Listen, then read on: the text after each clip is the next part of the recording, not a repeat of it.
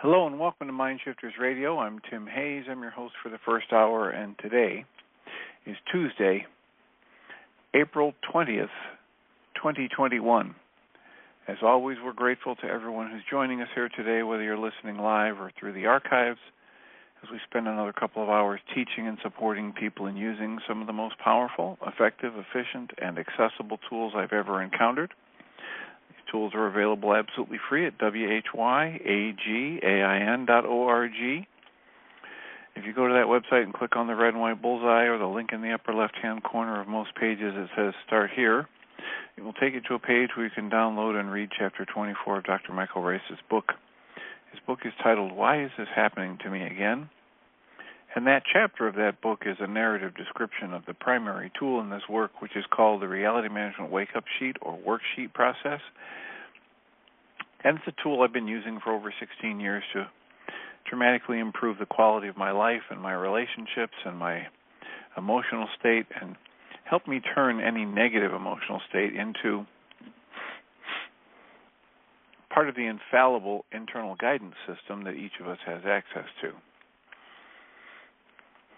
You can also download the actual worksheet itself. It's just a click on a PDF file, download it, print it off, and use it as often as you'd like. You can also download a whole host of audio files of shows like this one where people have called in and actually been stepped through the worksheet process. And those files can serve as a tutorial.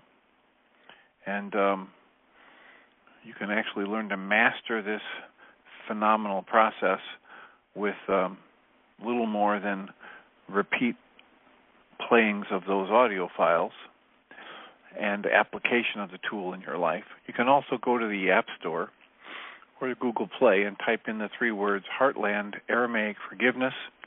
And before you're done typing the word forgiveness, you'll see the glowing heart icon. If you tap on that, it'll let you download a completely free and private app that contains the Reality Management Worksheet, an abbreviated version of that worksheet process, and a copy of the Dragon Klingon game, which is a wonderful way to introduce these tools to even younger audiences. We hope you do that soon and often for your own benefit and because it might raise some questions. And you have questions or comments, you can email us. You can email Jeannie at jeanie@whyagain.org. And you can email me directly at tjh@mindshifters-academy.org. Or you can give us a call at 563-999-3581. Call that number and press 1, and it'll let us know that you are interested in making a comment or asking a question. We're working through the Course in Miracles lessons this year, and this workbook lesson is 110. Today's the 110th day of the year, and lesson 110 reads, I am as the Creator created me. The commentary reads, we will repeat today's idea from time to time, for this one thought would be enough to save you and the world if you believed that it is true. Its truth would mean that you have made no changes in yourself that have any reality, nor have changed the universe so that what the Creator created would therefore be replaced by fear and evil, misery and death. These things are not possible. If you remain as you were created, fear has no meaning, evil is not real, and misery and death do not exist in actuality. Today's idea is therefore all you need to let complete correction heal your mind and give you perfect vision that will heal all mistakes in thought that any mind has made at any time or any place. This thought is enough to heal the past and make the future free. It's enough to let the present be accepted as it is. It's enough to let time be the means for all the world to learn the escape from time and every change that time appears to bring in passing by. If you remain as you were created to be, appearances cannot replace the truth. Health cannot turn to sickness. Nor can death be substitute for life. nor can fear be substitute for love. All of this has not occurred if you remain as you were created.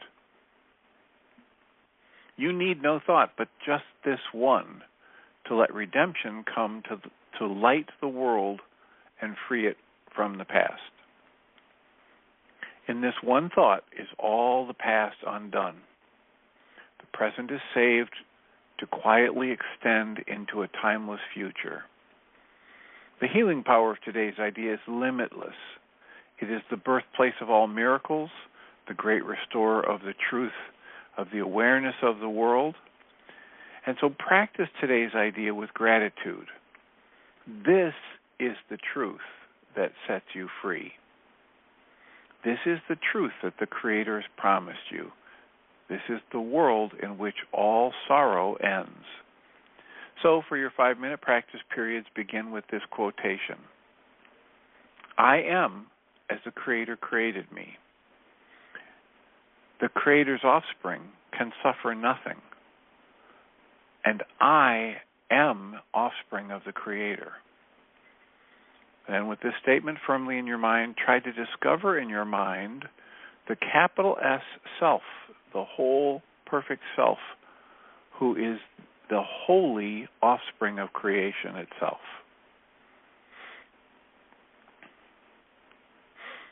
Seek within you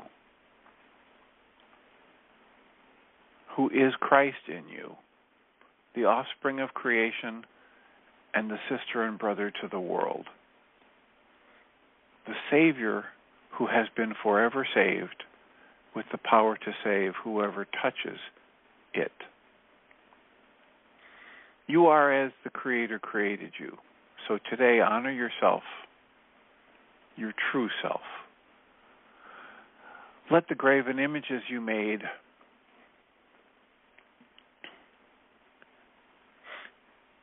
that you think are the Son of God instead of what He is worshipped, not today. Deep in your mind, the holy Christ mind in you is waiting your acknowledgement as you. Seek this today and find it. This will be your Savior from all the idols you have made. I am as the Creator created me. And the words from Pam Grout's book, A Course in Miracles, Experiment, her chapter 110 is titled, That Time I Failed to Take the Red Pill. She quotes from the book, Thank and Grow Rich. When I don't stop daily to inventory all of the gazillion things going right in my life, the crazy voice in my head tries to make me its bitch. Pam writes, on this limited physical plane, life sometimes sucks. But as the Course teaches me over and over again, these thoughts and perceptions are not real. A much higher capital T truth prevails. I am a multidimensional being, and this higher truth is forever available if and when I choose to hook up. Some days I get hijacked, and instead of starting my morning with my Course workbook lesson or my AA 2.0 program, I used life drama. She says in parentheses, it's always there if that's what I choose to look for. But sometimes I use life drama as an excuse not to take the red pill. I no longer beat myself up. Eventually, I even feel gratitude that each time I forego my daily maintenance, I find Exhibit A in just how powerful the Course really is. It's like an exercise program. You don't do it for a week, look in the mirror and say, hey, good looking, you did it. I guess you can quit now. I pretty much have to open that workbook every morning. It's not like it's a really big thing to ask. How hard is it to read a 5-minute lesson? If I was asked to take a pill for some horrible illness, I would ingest it with religious fervor. Lesson 110 is repeated more than any other lesson. I am as the dude created me.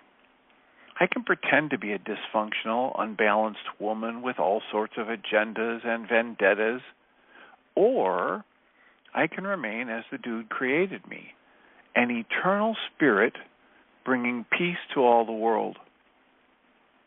The power in this one phrase, not to mention the power of getting up each morning and committing to a higher truth, the power of this one phrase undoes the past and redeems the world.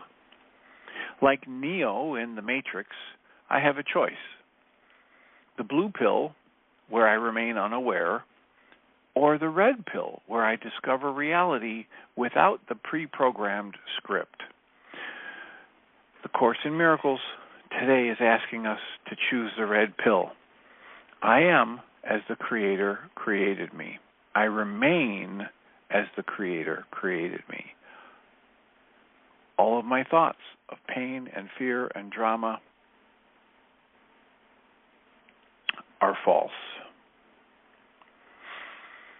So, our call-in number is 563-999-3581. If you call that number and press 1, we can start having a conversation. We have 47 minutes left. How can we support you today? What is on your mind? What, if any, questions or comments do you have from yesterday's show? A replay of the interview with Laura McGowan and her talking about her book, We Are the Luckiest, The Surprising Magic of a Sober Life. I did the interview with Laura McGowan as part of a project that I've been donating my time to this past year.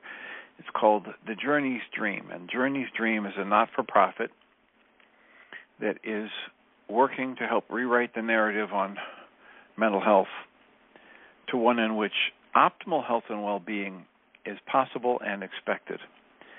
And Journey's Dream is trying to help people understand what it takes to have a healthy, viable, happy, mentally enjoyable life, mentally, emotionally enjoyable life. And one of the primary tools in the beginning of this work is to gain awareness and exposure for this not-for-profit and for its target to help bring holistic, integrative, functional medicine approaches to the forefront in the treatment of mental health challenges. So one of the interviews that I did was in May. It was published in May 19th of 2020. So if you go to journeysdream.org/podcast, you can hear an interview I did with John Gray. Now, John Gray is the author of a number of books. The most popular was Men Are From Mars, Women Are From Venus. And he shares very openly about how he spent, I think he said 7 or 8 years living with the Maharishi Mahesh Yogi when the Beatles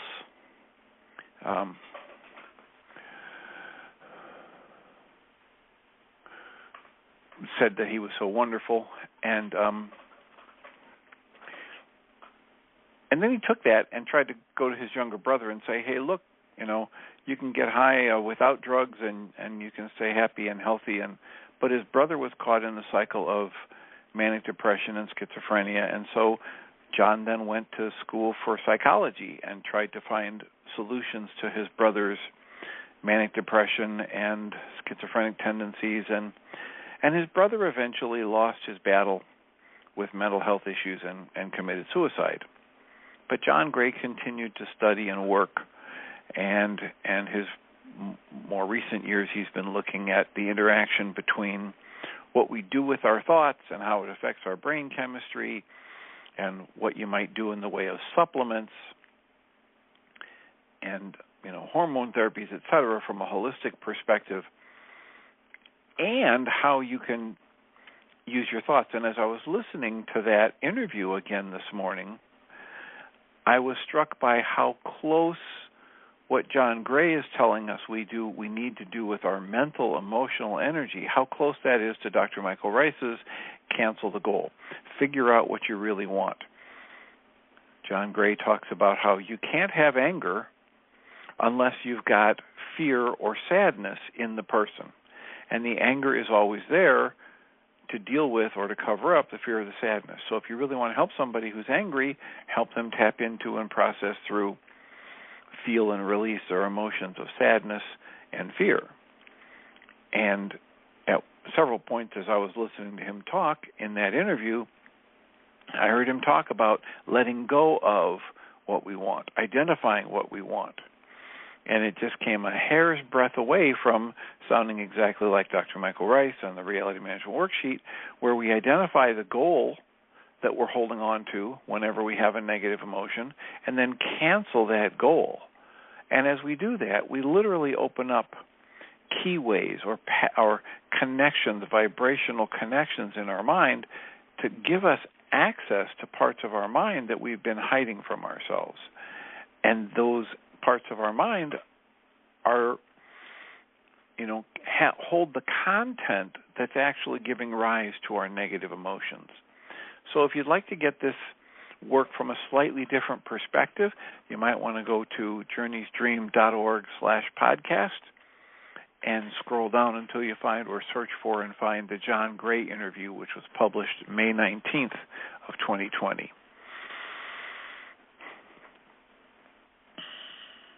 So thank you to Lisa in the chat room who's saying that she heard the interview yesterday and thought it was great, and that Laura seems like she's really on target and humble, and I would have to agree. That's a book I've already read twice, and it only came out, I think it came out at the beginning of last year. And it's a wonderful companion to the book Untamed by Glennon Doyle, and it's a wonderful companion to the book Empath's Survival Guide. I think it's reasonable to assume, to guess, that if both Glennon Doyle and Laura McGowan were to take the self-assessment in the book by Dr. Judith Orloff, that they would find that they are at least strong tendencies toward being empathic, meaning highly emotionally sensitive, and if not full-blown empaths the way Dr. Judith Orloff describes it. And they might, and you might find some valuable ways to think about and cope with the energies that we have to process in life when we're emotionally sensitive. And that's the point of Dr. Orloff's book. She's got several now about empaths and the toolkit for empaths and Empath Survival Guide. And then the other book that I recommend to people, especially when they have any kind of a pattern that sounds similar to this verbally and emotionally abusive pattern, is Patricia Evans, who wrote the book, The Verbally Abusive Relationship, How to Recognize and Respond. And a number of times when I'm in therapy sessions with people, they will describe a situation, and as I'm listening to them describe the situation, I can't stop thinking about that book. And then if I'm having a good day and I'm on, I will remember to tell them, you might want to look into this book. You can listen to it on Audible or you can read it. But one of the last times that happened, I was in a session in the past couple of days, and there was a woman who was talking about her daughter. She's a woman in her 60s and has a daughter in her mid-30s. And her daughter is in a relationship with a man, and despite the fact that her daughter is highly accomplished, a bachelor's degree and a master's degree and works in the medical field in the active interaction with patients in high-stress situations. Her live-in lover routinely tells her that she's stupid, that she doesn't get it, that she doesn't understand, that she takes life too easy, that she never worked hard in school, that she, etc. All of these put-downs or insults. And as I listened to that, I just thought, oh my God, this woman is living what Patricia Evans writes about in the book, The Verbally Abusive Relationship, How to Recognize It and Respond. And again, I talk to people about that book and refer to that book beginning with the title, because she doesn't say the verbally abusive person I'm living with. She says the verbally abusive relationship. Any one of us can participate in an abusive pattern. And what I like to say when this topic comes up is, I can't prevent somebody from saying or doing something abusive to me or toward me or around me. At the same time that that's true, I have to actively participate in an abusive relationship. And part of what I try to help people understand is that the core of the work that I do on Mindshifter support groups and on Mindshifter radio and with the use of these tools and in my private practice is to help people move closer to that 100% responsibility for what they're experiencing internally, for their negative emotional states, for their recurring negative thought patterns, and for their choice of how to interpret and then respond to the life events that unfold around them.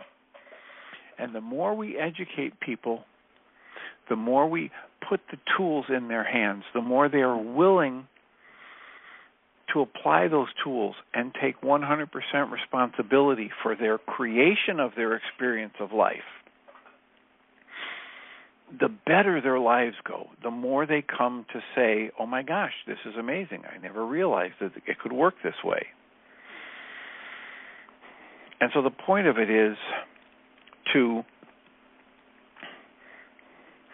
help people clear the negative on the one hand, using tools like the reality management worksheet and the journaling process that Michael calls the targeted journaling that Michael calls the Mindshifter tool, and tools like the 3 early memories of conflict, to clear the negative and then to focus on the positive, which is a part of today's lesson.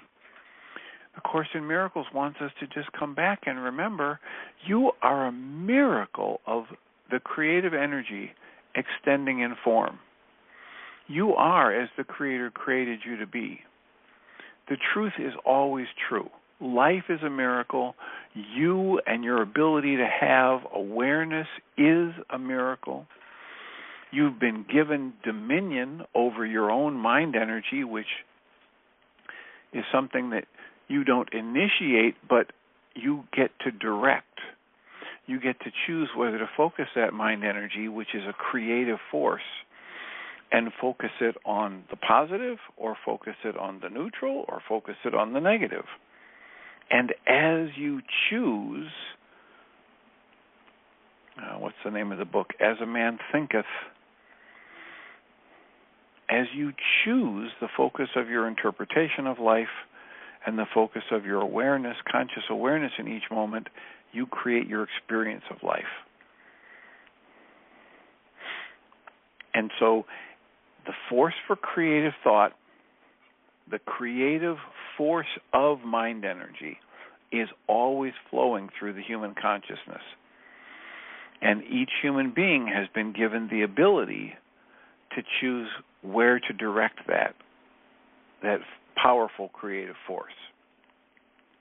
And what we're hoping to do with this work is introduce people to that actuality to begin with, because many people are not taught that. Many people are not taught that they are creators. Many people are not ushered into the gradual exploration of their emotional states and their mind energy. So our job is to introduce people to that and then provide them the roadmaps and the tools for how to experience themselves and life differently, how to make better choices in terms of what their focus of their awareness will be moment to moment. And the more we do that, and the better our lives get, the better the world around us is. So we're here, and in actuality, doing nothing less than improving the world, one day at a time, one person at a time, one worksheet at a time, one breath session at a time, one targeted journaling session at a time. We are here to help you learn about your power of creation and how to specifically direct that power of creation to create a better life for yourself. Some people say, well, what do you mean better? Well, that depends on the person. Every person is going to think slightly differently about what's going to make the world the perfect place. That's why Dr. Michael Rice has the Purpose, Personal Power, and Commitment lecture, where he gives a way to look at how you can divine your own secondary purpose that's unique to you and takes into account the things you are naturally good at and the things you absolutely love to do, and it takes into account what your unique vision of the world, when it's perfect, would look like. So what would it take for the world to be a better place? You get to decide. What would it take for, from your eyes, the world to look like it's perfect? You get to decide. And then once you do, and you're armed with the awareness that you're creating your own experience of life by where you choose to focus your conscious awareness moment to moment and how you choose to interpret and respond to life, and then you're introduced to tools like the Reality Management Worksheet, breath work, EFT tapping, journaling, 3 early memories of conflict, the Mind Goal Management Sheet. Once you're introduced to these tools, if you choose to apply them, you can have the power, this focused power, and the benefit of having a focus to your mind energy power to be a creative force for good in the world. We're always going to be a creative force for something. There's no two ways about that. The mind energy is always on, it's always creating. We don't get to choose that. All we get to choose is where we're going to direct it. Are we going to direct it towards the positive side of life? Are we going to use our unique life experiences, our unique skills, our unique passions to help us be a positive force for what we would like to see? Or are we going to sit back and say, in judgment and constriction and upset, this is bad, this is wrong, life shouldn't be like this? The old schoolyard rhyme was, nobody loves me, everybody hates me, think I'll go eat worms. We get the choice to focus on the negative or focus on the positive. And as we do, we create our experience of life. So,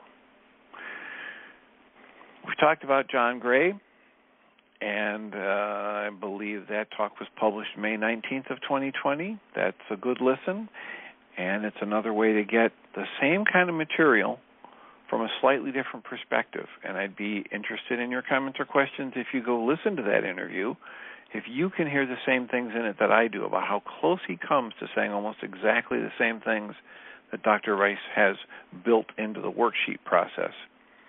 That once I figure out what my mind is telling me, when it's driven by fear or sadness, it might be getting expressed as anger. But once I figure out what my mind is telling me and what it's telling me should happen, and I release that and give myself permission to feel the energies of the emotions as they're trying to flow through me.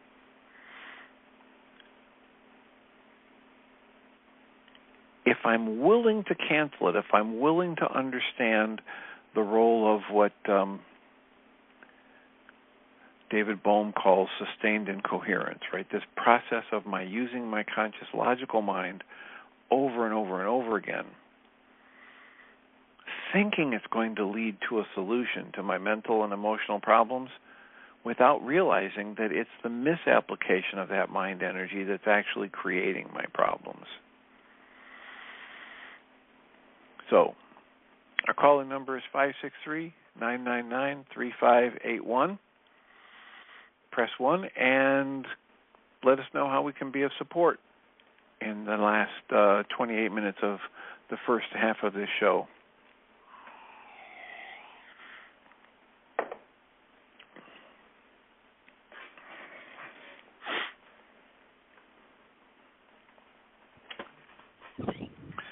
Susan, your microphone is on. Okay. Hi, Dr. Tim.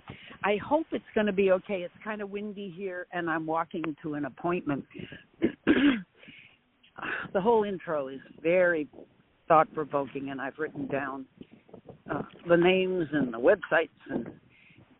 But something that struck me yesterday was how Laura McGowan went into all the ways that she had been lying. And it was quite disturbing because ever since I've been maybe in my early 20s, I've said to myself, I want to talk in my real voice. I don't want to talk in a little girl voice. I don't want to play the clown. I don't want to get boisterous. Because all of those were lies, but they were self-protections. And I'm not sure what I was protecting from, but in a way, those are the lies. They were like, those are some of my lies. They were like behaviors that I've used for so long. And it's like not standing up straight. I forget to stand up straight. When I remind myself, then I stand up straight. But I have this fake voice. It's actually placed in a different place in my throat. I'm talking to you now with my real voice. I'm sure I have talked to you with my not real voice, too. And I don't know whether it's discernible by other people. It's a voice that's choked up into my throat. And I'm just thinking that is one of my lies, not owning my power, speaking out of a stance of I'm not all right, I'm not a good person, I'm not a safe person, whatever. I mean, it was profound, and I've only begun to look at it. So thanks for that. I read her book, but the talk brought that out in a way that I hadn't caught before. Well, and you'll open yourself up to even more revelations when you understand the denial in the way you started talking about that, where you said it was disturbing. Well, it wasn't disturbing, but it resonated with you. Your interpretation of it resonated, a lot of disturbance in you. Right. And so there's something that you can explore more directly when you own that. Okay. Rather than labeling it as something that is disturbing you from the outside. And that's a really good catch. That's what she was talking about that was so difficult for her. It was easy to identify some of the basic lies, some of the obvious lies. But as she decided to be more honest and worked with other people who were committed to being more honest, she got revealed to her in various ways all of the insidious lying and, partial truths and saying things to be nice to other people so as to not hurt their feelings or as to help them fit in or to let herself fit in. And she began to realize how detrimental that whole process was to her goal of being honest at deeper and deeper levels. That's so true. And all those things she listed, I think it's kind of generally true for many women particularly, to be have a please in transactional analysis, they used to call it having a please me driver. I don't think that's very intuitive, but all it means is trying to be pleasing to other people, not even really letting yourself know where you're at on a topic because you're so eager to be acceptable, lovable, all sorts of things. Yeah, not saying no, not drawing the line, what's okay with you. It's endless and it's ongoing. It's an ongoing thing with me. And so anyway, yeah, it was just a real catalyst for some new stuff. Well, and it's a powerful set of thoughts because so many of us are doing it on autopilot. Absolutely. You know, we've been in it for so long that, you know, like the example she gives of, you know, being at a luncheon with some women and somebody mentions a movie and she says, oh, yes, that was lovely. And then she's driving home and she realizes, oh, my God, I don't even know why I said I saw that movie. I didn't see that movie. I lied about it. Right. We're on autopilot to try to fit in or to try and make other people feel good. And, right. And when I say something to try and make somebody else feel good that's based in a lie, it's not doing any good for anybody. No, that's true. But my question, too, is we are choosing to be loving in a conscious way. We are choosing, I mean, the enlightened way would be to be choosing to be loving. And so often we choose to be loving.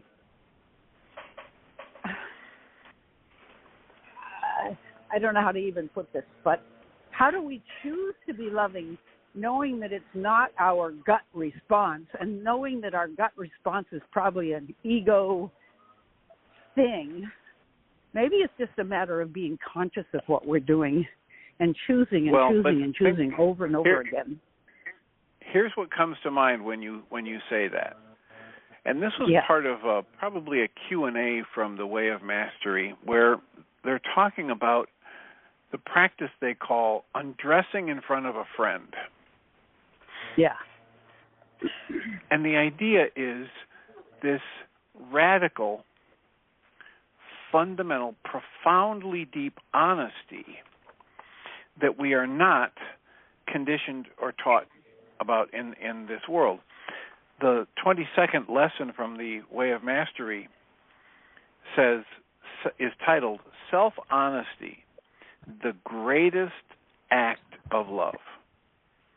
Whoa. And so it's talking about being so honest that we start sharing these deeply disturbing thoughts that run through us, knowing they aren't part of us and they don't define us. But things like, you know, if you're sitting with somebody at a table and they reach over and grab your potato chip off your plate, and you have this flash of thought through your mind that says, you should just take your fork and stab that person's hand.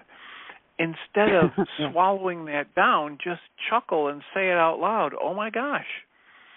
I'm just sitting here having a nice conversation with you. When you reached over and took that chip off my plate, I had this thought of stabbing your back of your hand with my fork. Isn't that ridiculous? Look at all the craziness in our mind. Yeah. Being honest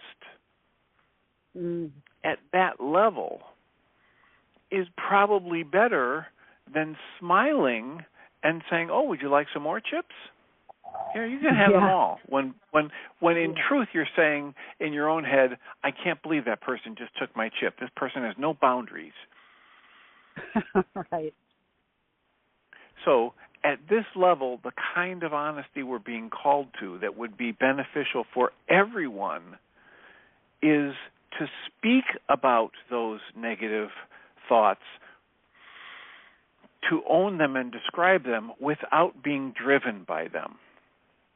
Mm-hmm. I don't have to actually stab somebody's hand with a fork, right? I don't have to, and I don't have to smile and pretend that I wasn't shocked that they reached over and stole or took one of my, pieces of food off my plate. Yeah.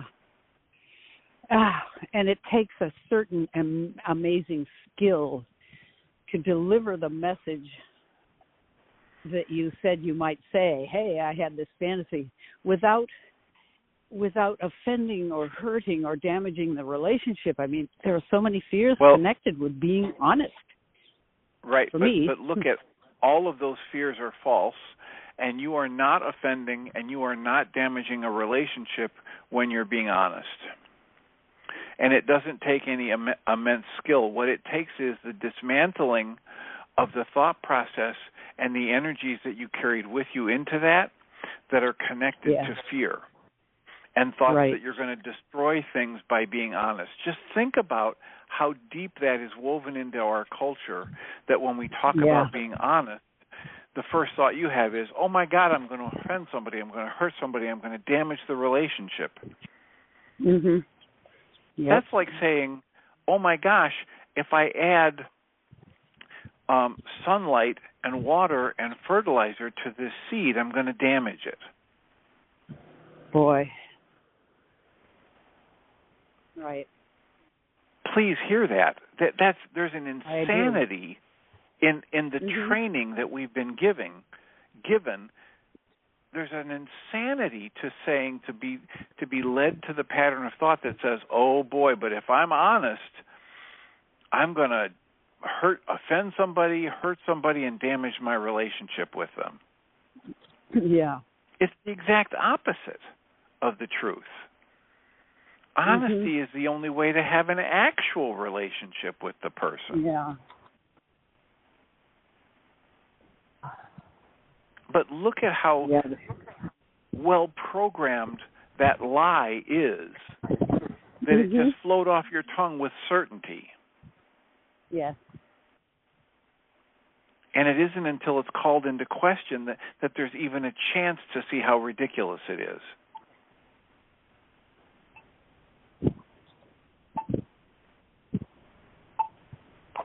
Oh, I can't tell the truth in this relationship. I will offend somebody, I will hurt them, I will damage the relationship if I tell the truth. Mhm. Yeah. Well, you were talking about abusive. You gave the title of a book, and the usually verbally abusive relationship. Yes, right. What we're talking about is one party is not forthcoming enough to say what they want or need or can endure or anything, and it's taken to such an extreme because the fear is so great. I guess it's in this case of being abandoned. I know that was true for my daughter. She kept her marriage together, thinking it was like that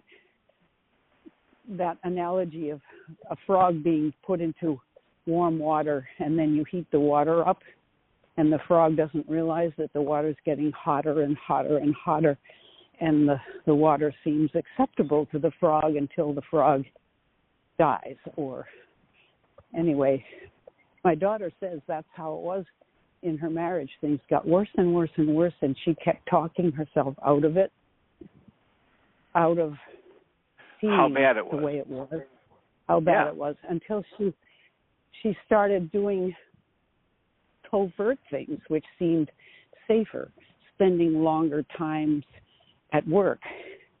And, of course, there's the whole child-rearing thing where she said, I didn't protect my children. I was too terrified of angering my husband, whose drug of choice is rage. So I hurt my children out of my own fear. Anyway, she's just having a good, hard look at this and doing very well with it, but they're hitched together somehow. That's part of the lie. Keep putting up with things.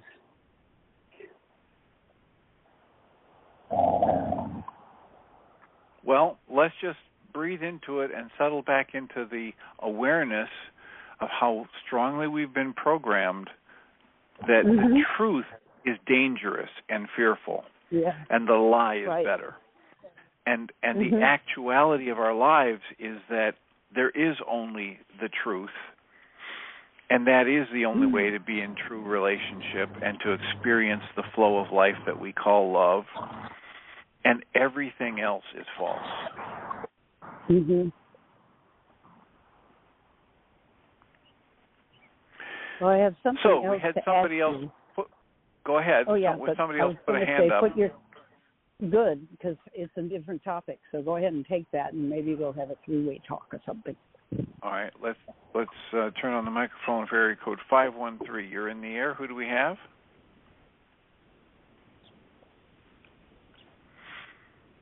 Area code 513.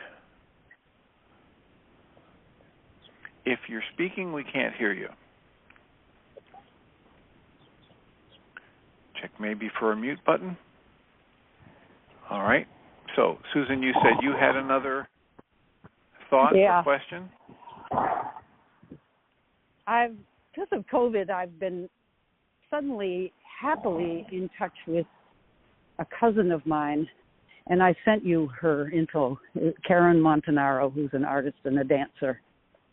And we have had the most fantastic discussions about our artwork. She's, as I said, a dancer and a mime, and I'm a pianist and a composer, and we have all sorts of not so healthy thoughts and attitudes and practices around what we've done for years and years and years.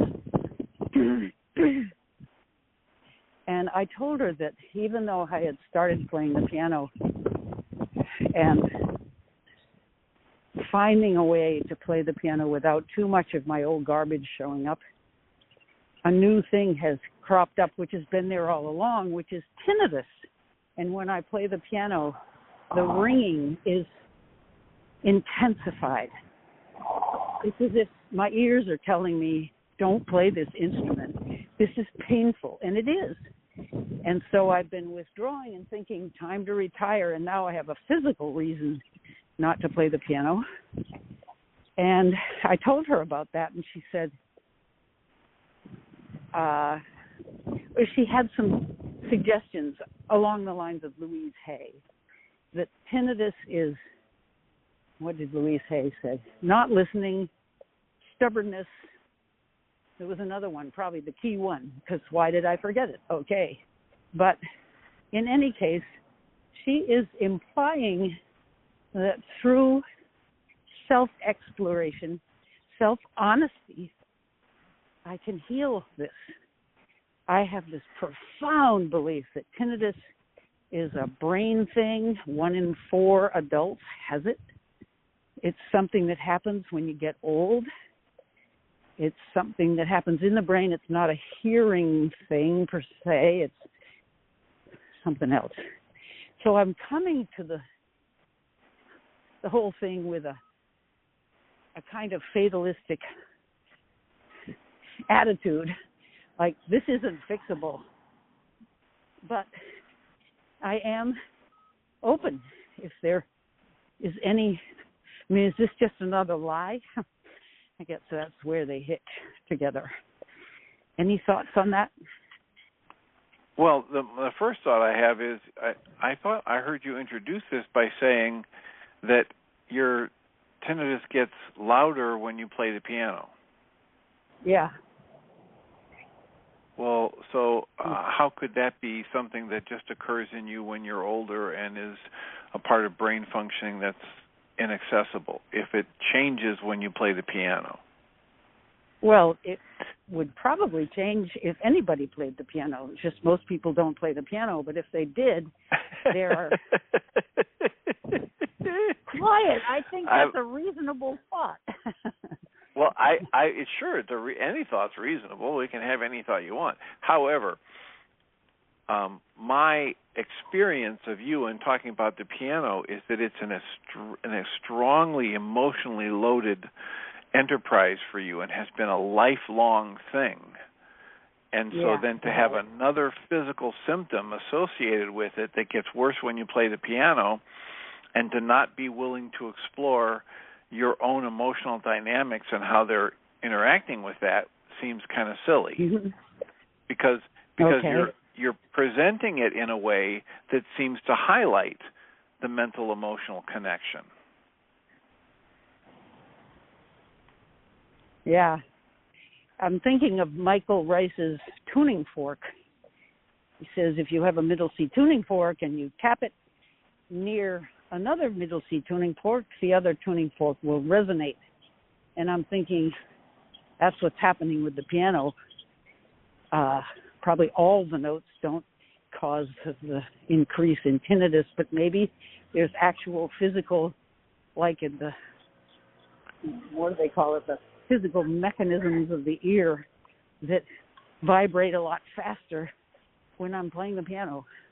Anyway, as you can see, I'm avoiding looking at it as an emotional thing and making excuses. Aha! It's like my son, when he's at his worst, he has said, if I just somehow got an injury, I could retire from doing surgery. I could retire from being a doctor if I could just lose a finger. And I thought, oh my God, but that's the same thing. And he knows that. So he says, I'm not planning to do that, mind you, but the thought crosses my mind how terrific it would be. Then I'd be out. And I say, well, why not get out already before you hurt your hand? And that's what you're doing when you're giving him advice like that. It's the advice I need. Exactly. Yep. This is Dr. Michael Rice's codependence to interdependence worksheet. Mm-hmm. Every time I give somebody advice, it's the perfect advice for me. It may be good for them, maybe not, depends on their life circumstance, and it will be the perfect advice for me. This is a way for my unconscious mind to help me look at things that some other part of my mind has decided is too painful for it to look at. Mm-hmm. And that's what we do in that worksheet. We say, let's look at everything that anybody's ever done to offend us. Make a list of the people that have offended us. On the left-hand side of a piece of paper, list them from top to bottom. Mm-hmm. Maybe we need a couple reams of paper to list everyone, but start with one page, and then form a column to the right of it and list and title that column what they did to offend me, and then list what they did, and then form a column to the right of that, a third column that says, what's my punishment thought for that person, and then fill that out for everybody that's on the page, and then make a fourth column that says, what's my advice to that person? Yeah. If it's somebody that lied to me and I'm telling them they need to always tell the truth, et cetera, then that's what I should do. Mm-hmm. And then the last column on that page is titled, how I'm going to apply my advice to the other person in my life. Right. Mm-hmm. And then the advice he gives is, when he's doing it in a workshop, he says, and then what you want to do is later on, you want to sit down and make the commitment to write a letter to each person that's ever offended you. And in that letter, write to them how you're going to apply your advice to them in your life. Right. That's good. And then he jokingly says, and then mail it to them. And then he says, and the degree to which you're now holding your breath is the degree to which you're in denial. But you don't need to send it to them. You really just need to understand that one of the dynamics of our minds is to offer up to us in the form of advice to somebody else exactly what we need to do to make our lives better. Right. Yeah, that's a good idea. That's not just a mind shifter. I mean, that's a different tool, and I know that tool you're talking about. Yeah, that would be very good to do here. Well, I mean, the worksheet's available. If you just scroll down and you go to whyagain.org and click on the red and white bullseye, the worksheet's available there. And you can also, if you have the resources, you can buy the DVD of the 2-hour lecture where Dr. Michael Rice talks about codependence to interdependence, and that worksheet is the tool that goes with that lecture. I see, yeah. And it's been a powerful tool. I've incorporated it into the an article I wrote for an EFT website, and it might be one of the ones that's published in the book EFT tapping for PTSD. They have several of these they wrote, and I discovered the other day that I guess in one of our support groups we were Googling my name to see where it came up, and these books were printed by Gary Craig or authored by Gary Craig or somebody that he turned his material over to, and at some point they were including articles or emails that people had sent to Gary Craig. Mm-hmm. This was Emotional Freedom Techniques, Energy Psychology Press, and the book for EFT tapping, and a couple of my articles ended up in that book. I never knew it until after I had that pointed out to me. We were just doing the Google search. What happens when you Google your name? Well, you find out what the world, how the world thinks about you. But one of those is an adaptation of Dr. Michael Rice's codependence to interdependence tool, blended with what I had in my bottom line observations, that I will never be upset about anything anybody else ever says or does, or doesn't do that I think they should, unless I'm still judging myself negatively for doing the same or similar thing. So I took that and added it to the EFT tapping and turned it into an exercise that looks a lot like Dr. Michael Rice's codependence to interdependence worksheet process, where I learn to take the advice that I give somebody else and apply it in my life. Excellent. Great. What a surprise that must have been. Find that on there. It was interesting. Well, you've done it. I don't know if you've reached your destination or not, but you've helped us reach the end of our first hour. So great. Thank you for the calls so and much. comments as usual, and I will mute you and get ready for the transition for the second hour with Michael and Jeannie. I'll remind us all that we come from love. We're made of this stuff we call love. We actually are love, and everything else is false. Welcome, Jeannie Rice. Thank you, Dr. Tim. Good conversation. I think I captured most of those books and links, and I was just in the process of looking on your website for the thing that you mentioned about the observations.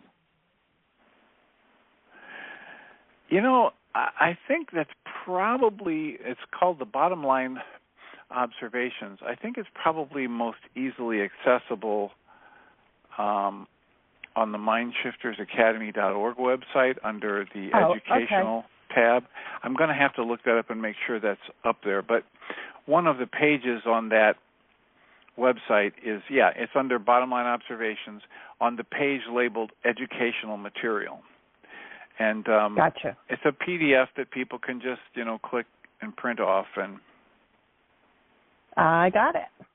Awesome. And that one, I just pulled it up, and it's only got 9, but there are 10 observations now, so I'll update that in the near future. Okay. All right. Well, Fantastic. Thank you so much. Thank you. Have a wonderful show. Thanks. Have a good day.